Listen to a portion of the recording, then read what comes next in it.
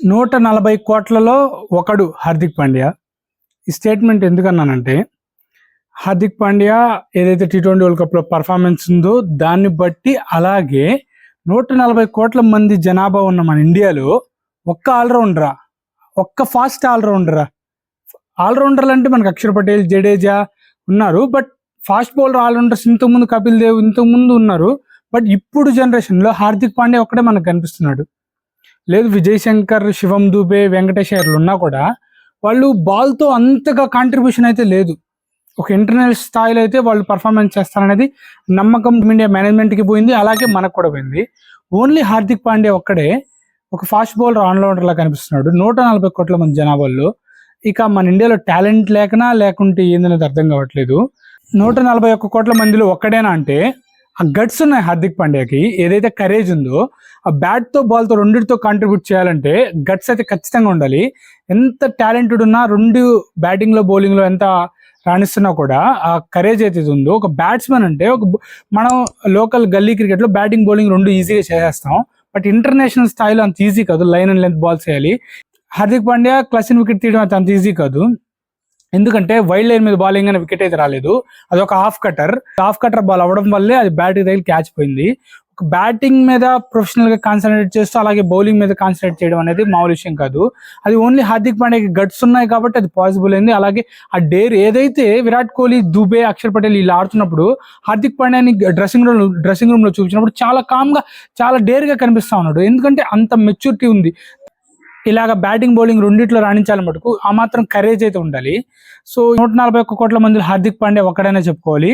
ఇంకా టాలెంట్ లేకనా అంటే, టాలెంట్ బయటకు వస్తుందో లేకుంటే ఎందుకనేది అర్థం కావట్లేదు. దీనికి ఒక రీజన్ ఉంది నా దగ్గర. మన ఇండియాలో అన్ని స్పిన్ పిచ్లు అలాగే బ్యాటింగ్ పిచ్లు ఎక్కువ ఉంటాయి, ఫాస్ట్ బౌలింగ్ అనుకూలించే పిచ్లు తక్కువ. దీనికి ఫాస్ట్ బౌలర్ ఆల్రౌండర్లకు అయితే ప్రాబ్లం వస్తుంది.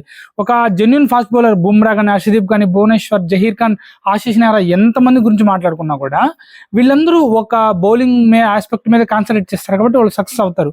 బట్ ఇక్కడ బ్యాటింగ్ చేస్తూ ఫాస్ట్ బౌలర్ ఆల్రౌండర్ సక్సెస్ అవ్వాలంటే మటుకు మన పిచ్ల మీద అయితే చాలా ప్రాబ్లం.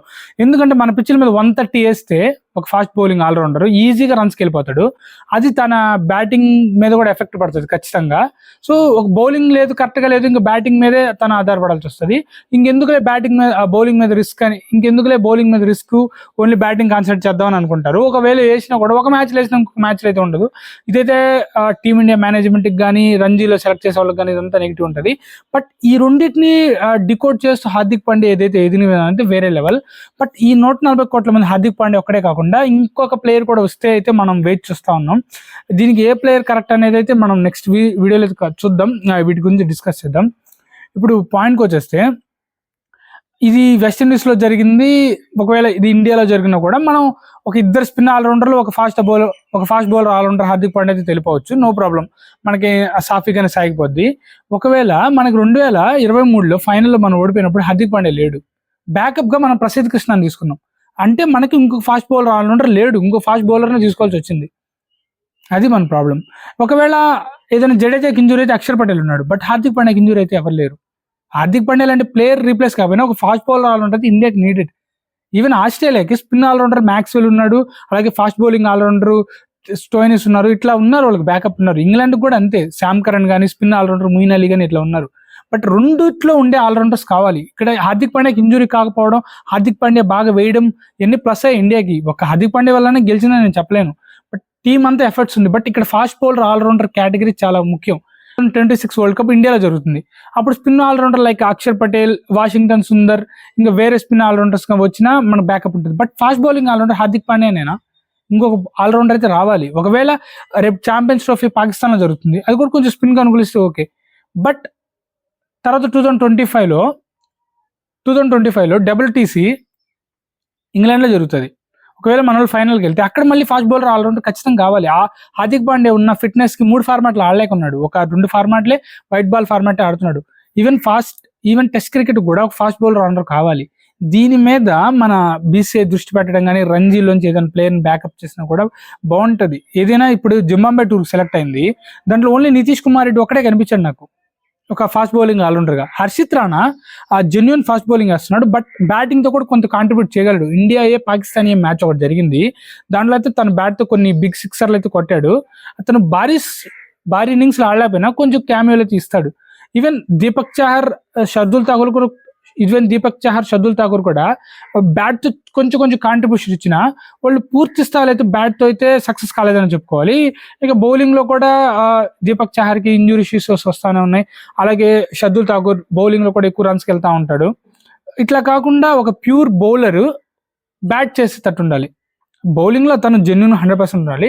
బ్యాట్ తో ఏదైనా అవసరం అయితే రన్స్ చేసేటట్టు ఉండాలి. అది ఒక జేమ్స్ ఫాల్కనర్ ఆస్ట్రేలియాకి అయితే ఏది ఇస్తున్నాడో అట్లాగా ఒక ప్లేయర్ అయితే కావాలి. ఈవెన్ ఫుల్ బ్యాటింగ్ ఆడుతూ ఇది నితీష్ కుమార్ రెడ్డి లాగా IPL వచ్చేసినట్టుగా ఒక బౌలింగ్ కూడా వేసే బౌలర్ అయితే కావాలి. అది T20లకు కానీ, వన్డేలకు కానీ, టెస్ట్లకు కానీ. దీని గురించి నేను చెప్పాను. ఈ పాయింట్ లో 141 కోట్ల మంది హార్దిక్ పాండ్యా ఒకడైనా ఒక ఆల్రౌండర్ అనేది ఇక్కడ కాన్సెప్ట్. ఇక్కడ హార్దిక్ పాండ్యాని పొగడడం జరగలేదు, అలాగే డిగ్రేడ్ చేయడం జరగలేదు. బట్ హార్దిక్ పాండ్యాకి అయితే ఈ world cup perfect world cup. అతను ఇంజురీ కాలేదు, ఇవన్నీ మనకి కలిసి వచ్చాయి. ఇవన్నీ జరగడంతో మన వాళ్ళు గెలిచారు. బట్ దానికి స్క్రిప్ట్ కూడా 2024 IPL ఫస్ట్ మ్యాచ్ లో, గుజరాత్ మ్యాచ్ లో తను గెలిపించేస్తాడు అనుకున్న టైంలో ఓడిపోయాడు. ఎంత మంచి ఛాన్స్ యూజ్ చేసుకోలేదు. గెలిపించుంటే ఫ్యాన్స్ ని కామ్ చేసేవాడు అన్నారు. అలాగే చాలా సన్ రైజర్స్ తో భారీ స్కోర్ వెళ్ళి మ్యాచ్ లో కానీ చాలా చాలా ఛాన్సెస్ వచ్చాయి. బట్ అతను ఎక్కడ ప్రూవ్ చేసుకోలేకపోయాడు. అది కలిసి రాలేదేమో. బట్ 2024 T20 వరల్డ్ కప్ లో తను ప్రూవ్ చేసుకున్నాడు. సో ఇది ఒక ఆల్రౌండర్. మనం చేసిన ట్రోల్స్ కి ఏదైతే ముంబై ఇండియన్స్ ఫ్యాన్స్ కానీ అందరూ, అతను ముంబైకి ఆడేటప్పుడు ముంబై ఇండియన్స్ ఫ్యాన్స్, అదే వేరే టీం ఆడితే ఇంకో టీం అయినా ట్రోల్ చేస్తారు. ఇక్కడ ముంబై ఫ్యాన్స్ అని అనేదానికి లేదు, అందరే. బట్ అలా తను డీగ్రేడ్ అయ్యి కొంచెం మనస్తాపానికి లోనయ్యి కానీ కొంత టైం తీసుకొని తను కానీ కంబ్యాక్ ఇవ్వకుండా మనకి ఈరోజు వరల్డ్ కప్ వచ్చేది కాదు. బట్ మన ప్లేయర్ని ఏదైతే రెస్పెక్ట్ చేయాలో అలాగే ట్రోల్స్ కూడా మనం తగ్గించుకుంటే చాలా బెటర్. ఆడుకుంటే ఇట్లా ఆడుంటే బాగుండు, ఈ ప్లేయర్ అది షాట్ ఇది ఎగ్జిక్యూట్ చేయలేదు అని చెప్పుకోవడానికి, మనం మాట్లాడుకోవడానికి అయితే బాగుంటుంది. కానీ ట్రోల్ చేసేంత స్థాయితో మనకు లేదని నేను చెప్తా ఉన్నాను ప్రతి వీడియోలో. ఇది కూడా దాంట్లో చెప్తున్నాను. ఈ 141 కోట్ల జనాభాలో హార్దిక్ పాండ్యా ఒకటే కాకుండా ఇంకా ఫాస్ట్ బౌలర్ రావాలని కోరుకుంటూ ఈ వీడియో అయితే ముగిద్దాం. అలాంటి ఫాస్ట్ బౌలర్ ఆల్రౌండర్కి స్థాయి ఉన్న ప్లేయర్స్ ఎవరైనా మీకు కానీ తెలుసుంటే, రంజీల్లో ఎక్కడైనా ఉంటే మీకు తెలుసుంటే కామెంట్ చేయండి. ఆ ప్లేస్ని భర్తీ చేసేవాళ్ళు. హార్దిక్ పాండ్యా ఇంకొక 4 years అయితే ఆడొచ్చు. బట్ ఇంజురీ వస్తే గ్యాప్ రావచ్చు కదా టోర్నమెంట్లకి, ICC టోర్నమెంట్లో. అది మనకు ప్రాబ్లం అవుతుంది. దాన్ని ఫిల్ చేసే ప్లేయర్ రావాలని కోరుకుందాం. టీమిండియా కూడా ఆ దృష్టికి వెళ్తే బెటర్.